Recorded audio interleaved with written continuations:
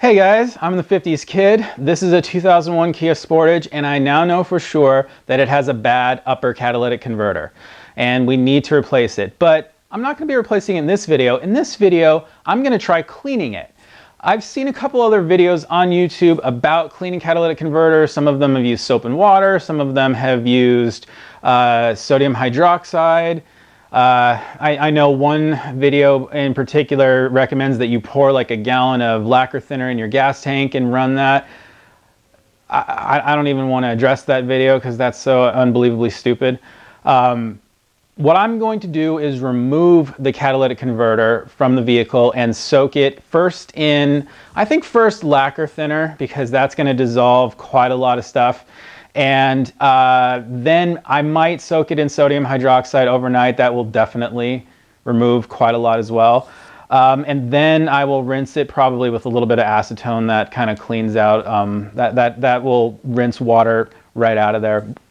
When I soak it in sodium hydroxide, I'll be soaking it in water and sodium hydroxide because you need to dissolve sodium hydroxide in water. So I would end up rinsing it with acetone, then I'll put it back on the car, and so on and so forth. But I want to talk about how we're going to test to see if the cat is bad before we even try things, and how to test if it's good after we try things. In some of those other videos, people are fond of taking an infrared thermometer and pointing it at the beginning of the cat and after the cat to tell if the outlet temperature is 100 degrees hotter than the inlet temperature. That will tell you if your cat is technically working, because basically if you see the same inlet temperature as the exhaust temperature, that definitely will tell you that it's not working.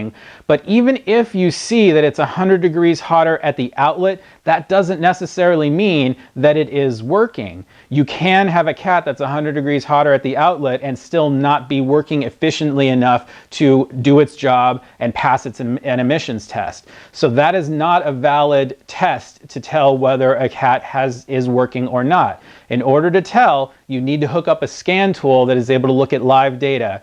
And you need to look at the downstream oxygen sensor and make sure it's not cycling up and down. In fact, even if you don't have that kind of scan tool, you can still do that with a multimeter. You can just unplug the downstream oxygen sensor, stick a multimeter in, not the heater circuit. The heater circuit are the two blacks. You want to stick it in the gray and the white, or whatever the colors are. The two different colors, the two single colors. Stick a multimeter on there and just read the voltage, because the oxygen sensors make their own voltage. And you can just look on your multimeter. If it's switching up and down, then it's not working. If it's a steady, somewhat higher than 0.6 or something like that, then it's working. So that is what we're going to do in this video. I'm going to use my scan tool because I have it. You guys have seen it in my videos before. But if you don't have a scan tool, that's what you can use. Anyway, enough talking. I'm going to pull the cat and we're going to clean it. Okay, we're looking at my scan tool, and up here we've got short-term fuel trim. This is long-term fuel trim. This is the upstream oxygen sensor. This is the downstream oxygen sensor. What you're looking at here, this is what a good cat looks like, or supposedly looks like. The downstream oxygen sensor should be steady straight across. Upstream should be fluctuating up and down from rich to lean. But this does look like a working cat, and I did say that my cat was bad. Well, here's how I know. If I increase the speed of the engine,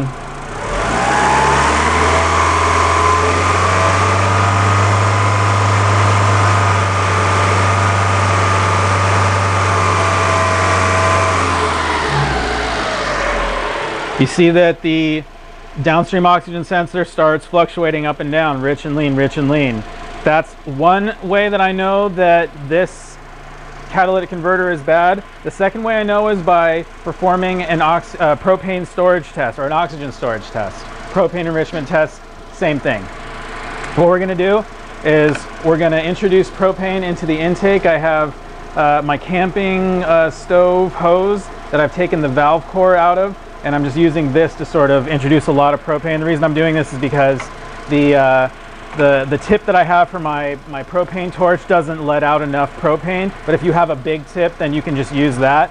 What you need to do is increase the speed of the engine and turn on the propane, and what we're going to see is the upstream oxygen sensor is going to go way rich as I'm adding the propane, and once I turn it off, it'll drop lean, and on a good cat, the downstream oxygen sensor will stay rich for a couple seconds longer before it drops to lean.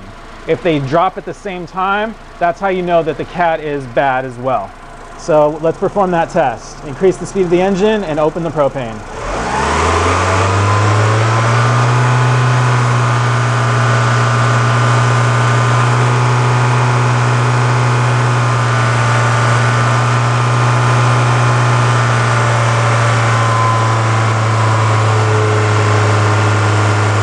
Okay, I've got enough propane going in now. I'm gonna turn off the propane.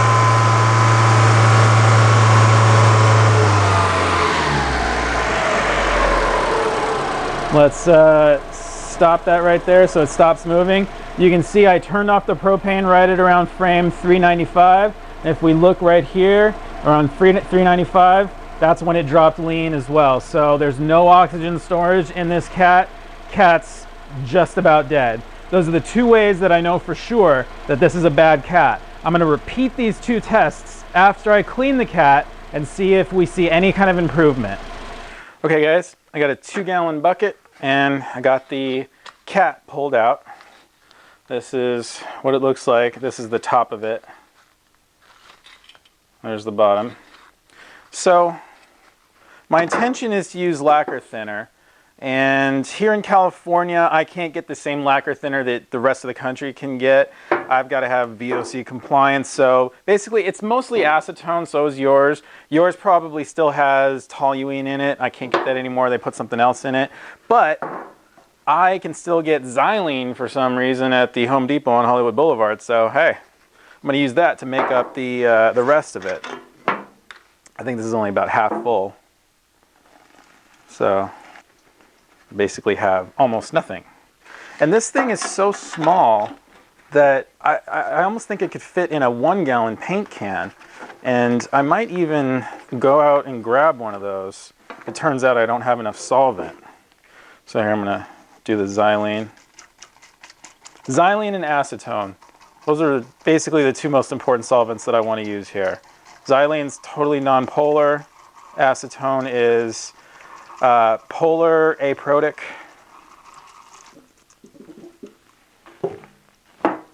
What else can I put in there? I've got a little bit of denatured alcohol just to make up some bulk.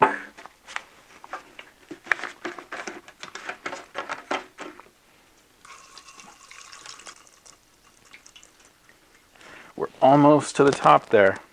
I also bought a little more acetone for 12 bucks. That was all I spent, really, for this particular project. So I'll just use that to, I just want to submerge the honeycomb. That's what's important.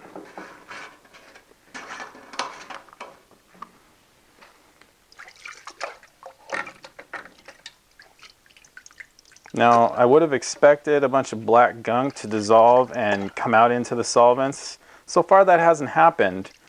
So that's not looking good so far for my let's dissolve the carbon and or ash and soot theory.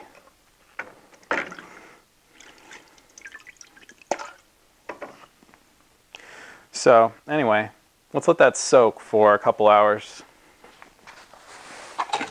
We might be, I even brought a lid to keep the solvents from evaporating. Acetone evaporates pretty easily. So let's leave that for a little while. Obviously, you've noticed I'm wearing my chemical resistant gloves. Very, very important you use these, especially for the next step, for the sodium hydroxide step. Don't want to touch sodium hydroxide with your bare hands. That will burn you. Basically, same thing as touching hydrochloric acid or sulfuric acid. That would just be really dumb. So I'll let this soak for a couple hours. I don't have high hopes in this because if it was going to dissolve anything, I would have seen it almost right away. So we'll let this go for a couple hours, see what happens, and then we'll move on to sodium hydroxide. Okay guys, it's actually been about half an hour. I don't see any point to taking the solvent bath any further. It's not really dissolving much of anything. I mean, if it did, I would have expected this to not be completely translucent the way it is, completely see-through actually. So just kind of drain a little bit from this. Now, this next one is just going to be plain soap and water, just Dawn dish detergent. The only reason I'm doing this is just so that somebody doesn't give me crap for not doing it, you know? Don't really think it's going to do anything more, but you never know. Actually, look at that. It's doing better on the crud. Ooh, I already like that. I'm glad I did this then. Probably almost certainly the sodium hydroxide would have done the same thing. And I think this is more this is more the water than the soap. This is the fact that the water is polar, because we just soaked it in the other two kinds of solvents, nonpolar and polar aprotic. This is polar protic. That's the third type of solvent. Water is polar protic. So that being water being polar protic, it's now dissolving everything that it would dissolve. So I like that. Hey, that's pretty cool. So water might do a little something. Let's go the other way.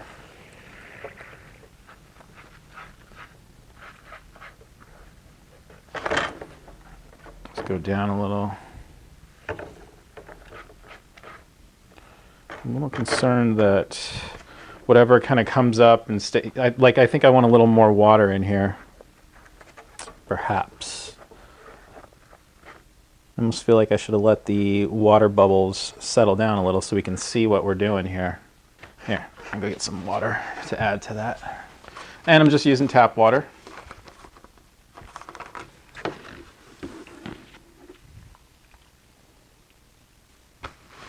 I'm a little concerned about leaving steel parts in water for too long because they will rust.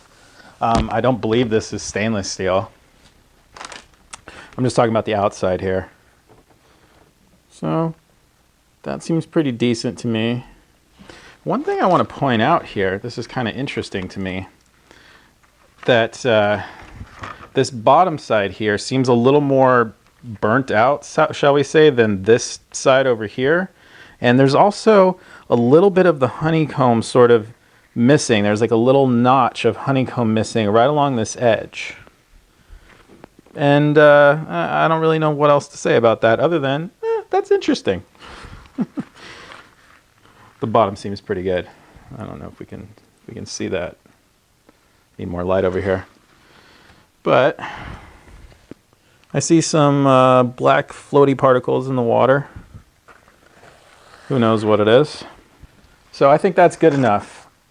I'm going to take this water, dump it out in my sink. Not really concerned about it because I think a lot worse comes out of your butt. So it's fine. I'm just going to go rinse this out of my sink and come back and we will do the sodium hydroxide.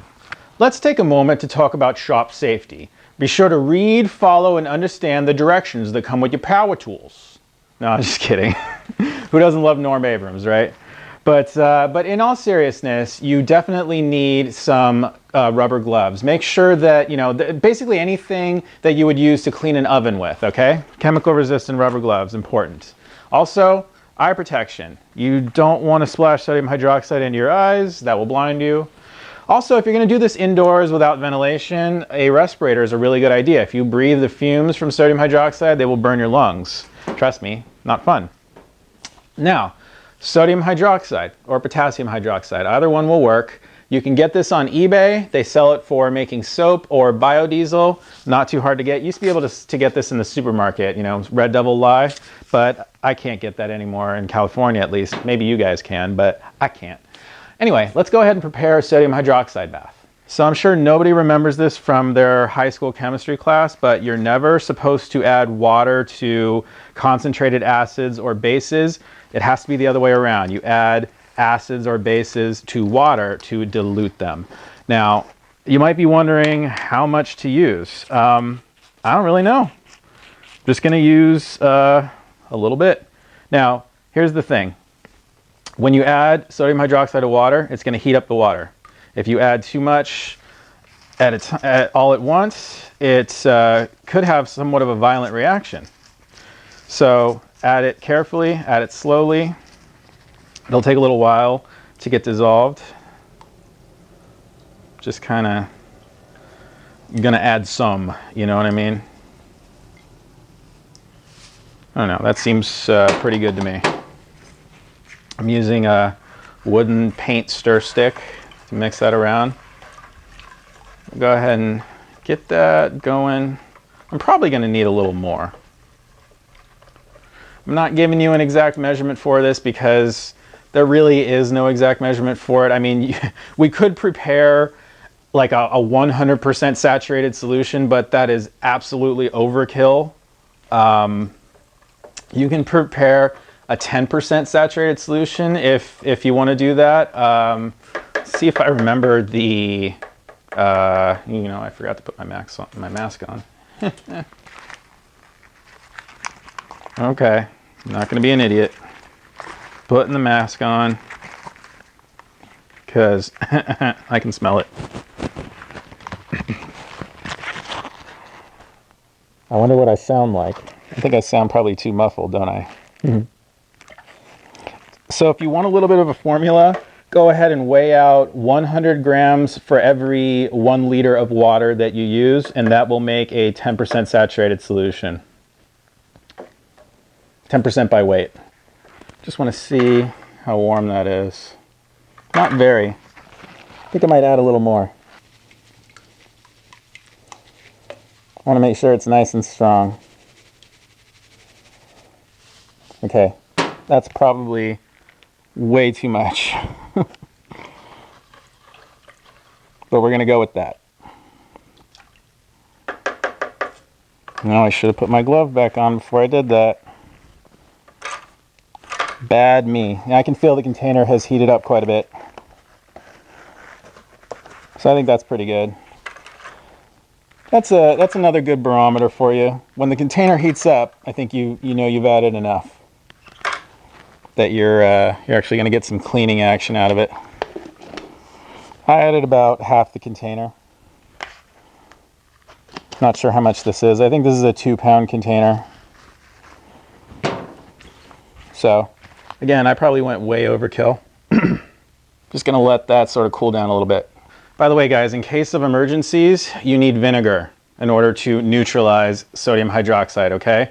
Weak acids neutralize strong bases. Sodium hydroxide is a strong base, vinegar's a weak acid. And you guys are getting all kinds of chemistry knowledge today. Okay, that's looking good.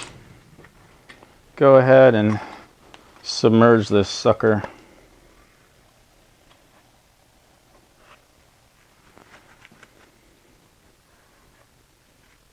And we are nice and submerged. Great. So I'm going to let that sit. You know what? Let's just do overnight. Just 'cause, you know, why not? Let's go. I think I'm going to dunk it once or twice though.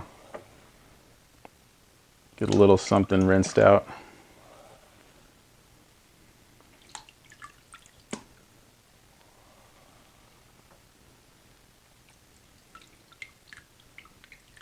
Don't drop this. It will splash you. Be very, very careful. That would be, that right there is probably the mistake that you will make if you're going to make a mistake, is dropping that thing. Look at the nice sizzling we got going on. Anyway, dropping that thing is the mistake that I foresee a lot of people possibly making.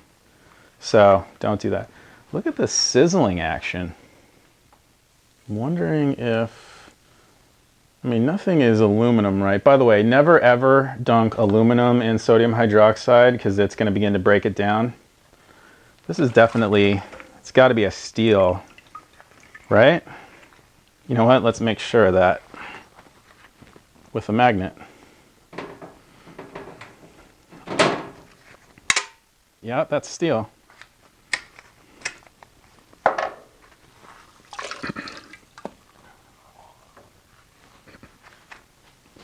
This is the part where you want to have your mask on.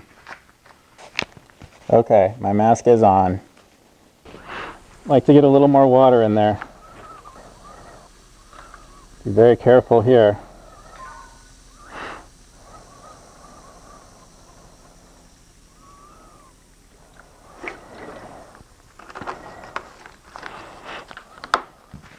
As far as why this is sizzling like this, I honestly couldn't tell you. I don't know if rust reacts with sodium hydroxide. I honestly don't remember. Don't think that was something I learned in high school chemistry. So what? Maybe I was absent that day. I do know that aluminum reacts with it, but as far as I know, steel doesn't. So this is interesting to me.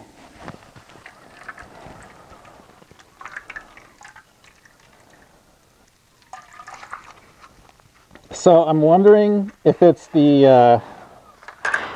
I'm wondering if it's this, because this looks like it's reacting maybe. Maybe the coating on the outside of this shield is reacting, so I'm going to take the shield off. Thinking perhaps that might be doing something.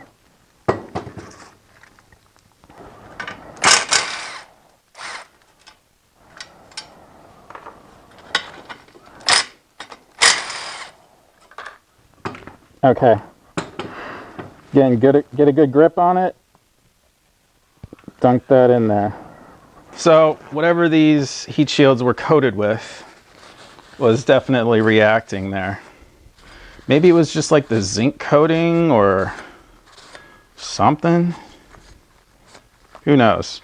Now I think whatever, you can see my solution here is discolored, but I think it's discolored because of the reaction with the heat shield here, whatever the chemical was. All right, it's been about 3 hours, and I think I'm going to stop here. I don't see much point to going any farther with this. I think whatever's going to happen has happened. So I'm going to go ahead and rinse this out. And you know what? I believe it's okay to dispose of the sodium hydroxide down the drain, because think about it. It's just drain cleaner. They sell sulfuric acid drain cleaner and they sell sodium hydroxide drain cleaner, either caustic or acidic, right? So those go down the drain. Our septic system can handle that, our sewer system can handle that. So it's okay. So I'll be pouring that down the drain. All right, we're all rinsed out. Now the thing is, water has kind of a high surface tension, right? So there's still a lot of water kind of trapped up inside the honeycomb structure. Water, the surface tension is what makes droplets stick to the side of a glass, right? But if you just like ran acetone around that glass, the acetone would rinse the water away immediately, and then the acetone would just kind of evaporate away. That's kind of how you would clean glassware in a laboratory, right? So since my solvent bucket is pretty much mostly acetone, lacquer thinner, all that other stuff, I'm going to use that to just kind of rinse the water away. Didn't we have more solvent? I think it's actually either that or it's probably somewhat evaporated away, I would think. I'm going to use that extra acetone that I bought.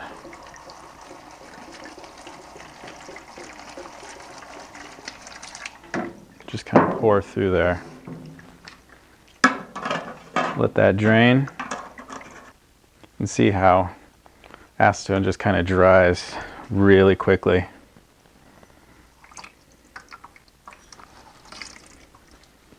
You can still hear that there's some on the inside.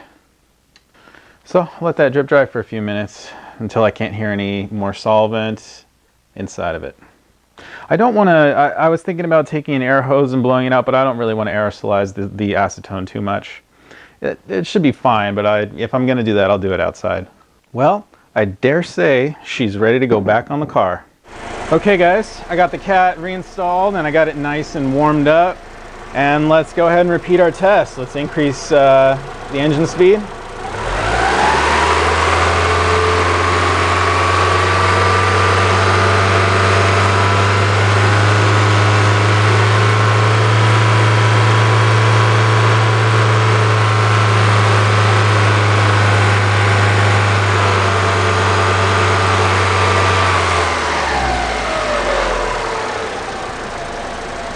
Yeah, looks like that was not a winner right there. Post-cat oxygen sensor still cycling up and down. So we're 0 for 1. Let's go ahead and do an oxygen storage test, although I'm sure we know how this is going to turn out. Opening the propane.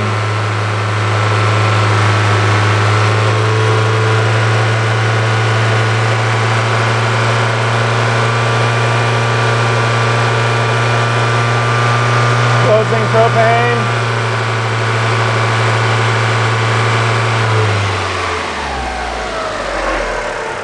And as we can see, frame 135 about there, it dropped, and over here about frame 135 it also dropped. So no result on that one. 0 for 2. Looks like cleaning cats does absolutely nothing, as I thought.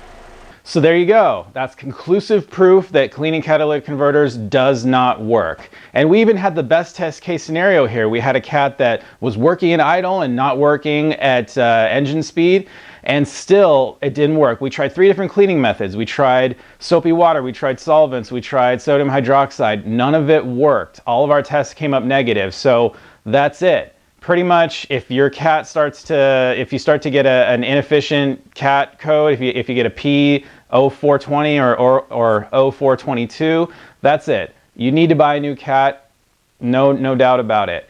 Now, if you might be wondering, there are a couple other people out there who claim that they've cleaned their cats and they've gotten it to work. That and here's my theory on that. I'll see them say like, I cleaned the cat, I reset the codes, and they haven't come back. And here's the thing. It takes a really long time when you're in a situation like this and you're gonna get a P420 code. It takes a really long time and a number of drive cycles for the engine computer to finally decide that the cat is not as efficient as it should be. I've been driving this thing around for like a week or two now, multiple drive cycles. I go out during the day, I go out at night when there's nobody on the roads, and I do like a driving cycle, and I could not get this thing to complete the catalytic converter monitor. That's what's happening. Those people are using scan tools. They don't know about the engine monitors. All they know about is, is there a code or is there not a code? So that is the situation with that. So when you see people claim that they've cleaned their catalytic converters, it's BS, okay? This myth is busted. And thanks a lot for watching, guys.